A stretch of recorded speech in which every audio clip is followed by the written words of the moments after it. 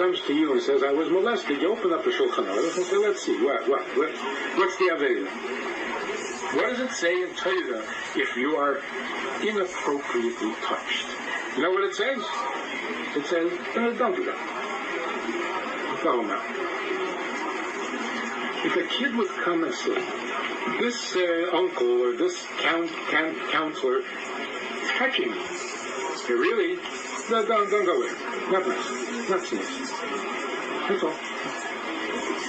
There would be no damage. There would be no trauma.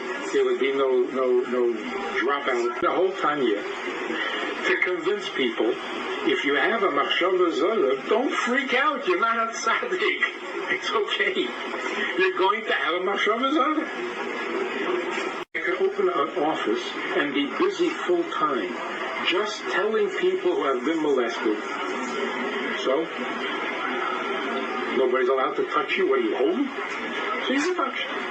That's it. So I said to this girl who was really, her family comes from Russia, I said, what do you think? You're the only one who was molested? Do you think your mother and grandmother back in Russia made it through their teenage years without being molested by a shader? Sexuality, an abomination.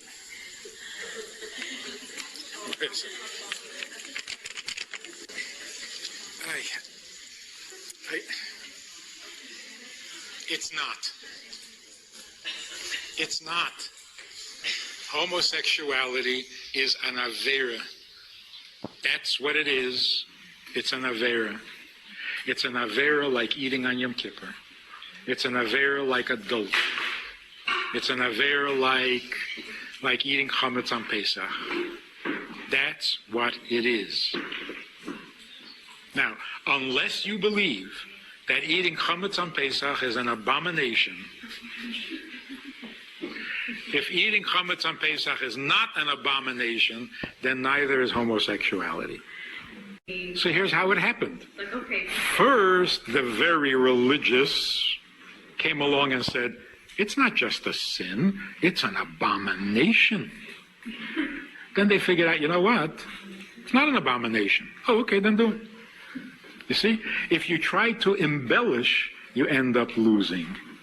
You don't need to embellish. It's an avera. Why is it a worse avera than anything else? Who said? Who could say that it's a worse avera than anything else? Come on, stop it. If he's God, he has the football. If he doesn't want to play, the game is over.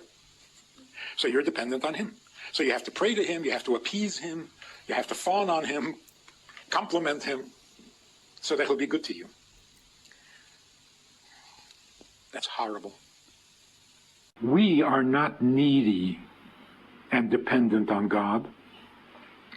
God is the one who is needy, and he is dependent on us.